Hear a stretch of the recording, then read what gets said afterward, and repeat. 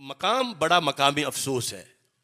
ये हरकतें मुल्क में यानी इस एक दो हफ्ते के अंदर कई जगह पे हुई हैं और एक ख़ास फ़िरका वो तो अपनी मजलिसों में माज़ अल्लाह रोज़ाना ये काम करते हैं और हमें 35 साल हो गए हैं उनके बारे में, उनके जो हमले हैं और उनकी जो वारदातें हैं और उनको रोकने का जो तरीका है ये बयान करते हुए, और इस पादाश में हमें जो कीमत अदा करनी पड़ी वो भी की, और मकसद चूंकि बड़ा है लिहाजा उसके मुकाबले में क्योंकि हमारे अकाबरीन ने कहा था कि वक्त आएगा कि सहाबा के दिफा के लिए तुम्हें यूं कुर्बानी देनी पड़ेगी जिस तरह हजरत बिलाल रदी अल्लाह तआला अन्हु को तौहीद पर देनी पड़ी थी।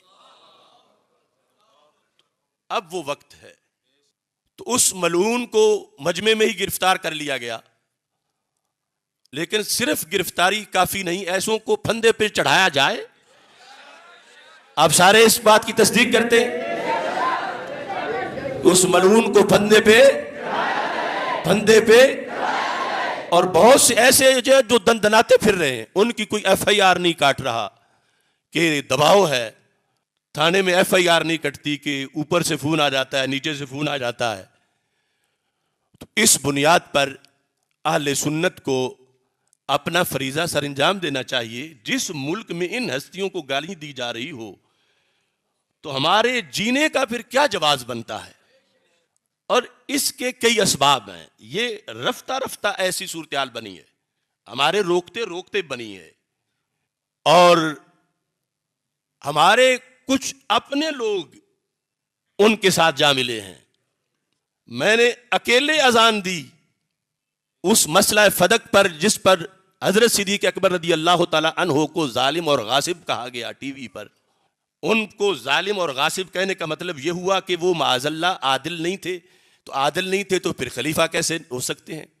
फिर उनका जमा किया वो कुरान कैसे हो सकता है? फिर तो सब कुछ।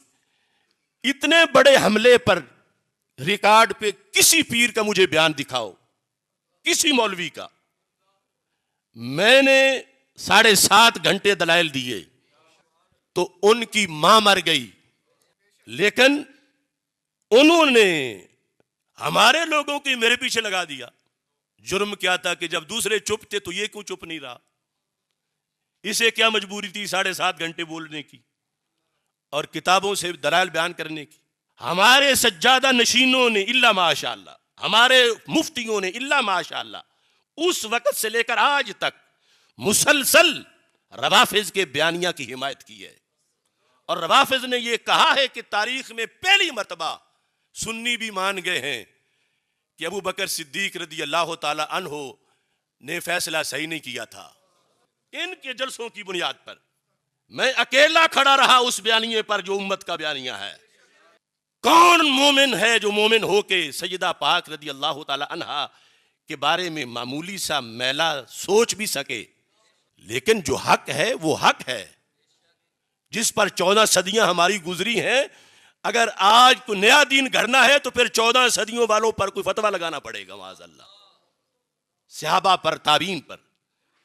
आज कुछ पीर अपने ससुर से मजबूर हैं, कुछ अपने दामाद से मजबूर हैं,